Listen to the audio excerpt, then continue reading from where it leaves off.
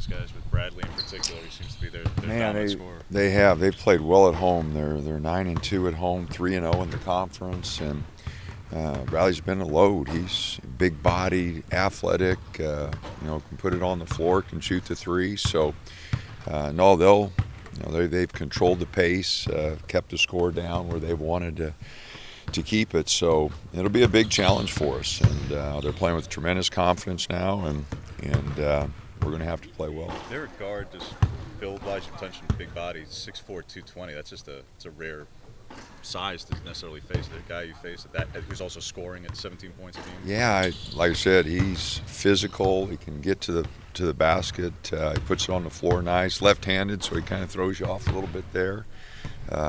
No, he's a good player, and getting 17 a game for them, and doing it in a lot of different ways. With the new staff, are they playing any differently than previous Cal teams have had? They're playing a lot slower. If you look at the scores from their home games, first couple they gave up a few points because they scored more, but then after that, no one's made it to 70. 52-50 against Stanford the other night. So they've controlled the tempo. They run their stuff, very disciplined. I've known Mark for a long time, good coach, good guy.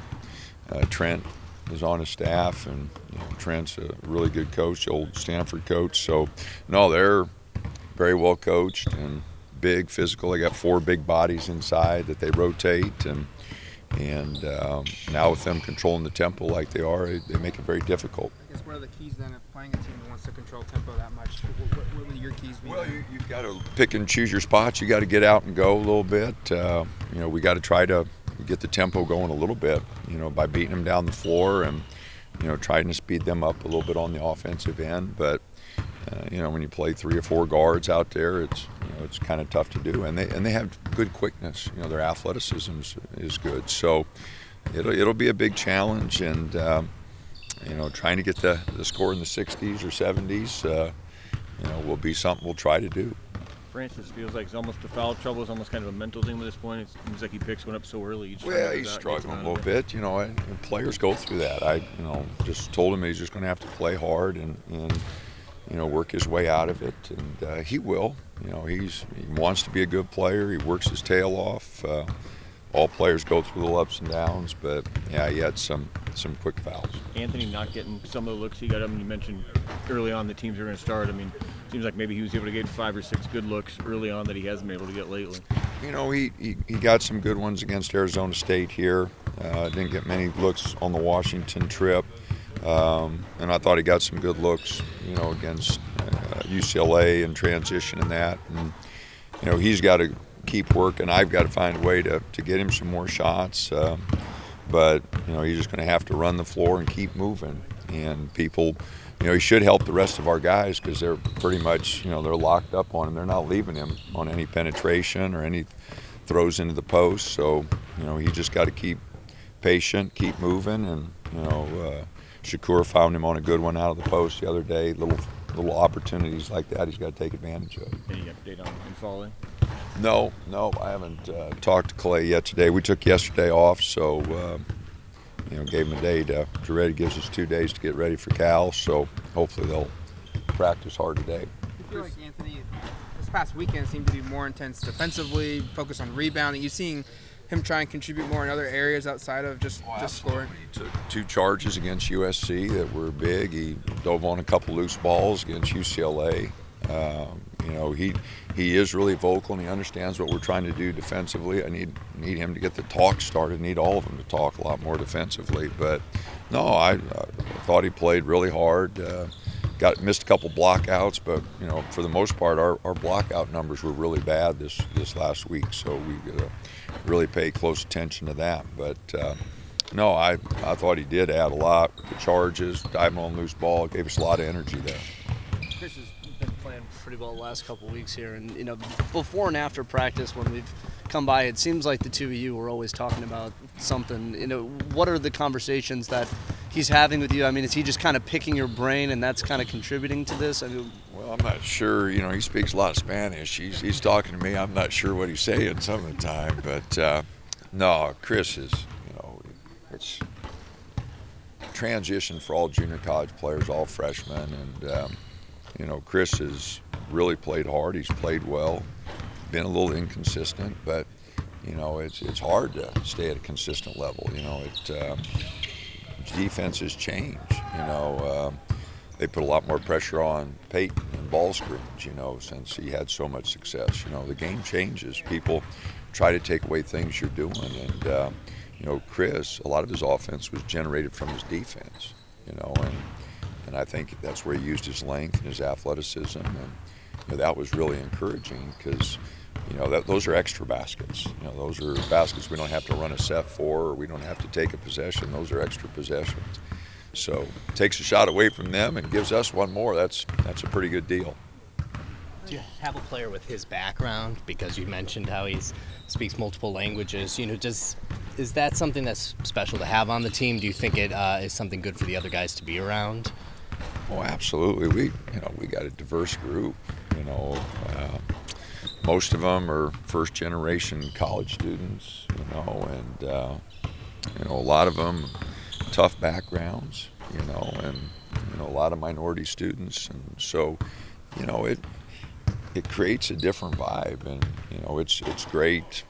You know, for all of us to have different cultures. We got Nigeria, we got Mali, Canada. You know, we've had a lot of Canadians, and now the Dominican. You know, so no, I just want guys who want to be here and want to play and want to work. And Chris is definitely one of those. You know, he's going to school, working at it, and comes to practice every day, works at it, and you know, wants to be successful individually, but he also understands it's a team game, and he's got to play within the team. So, it's been a lot of fun to work with. I know the injury bugs kind of hit your front court at various spots with various people. You know, about halfway through the year here, I mean, do you feel like the rotation is moving in the right direction? Yeah, you know, I think we're getting closer. You know, it just frustrating, you know, for the guys, you know, when they're banged up a little bit and not practicing, not playing.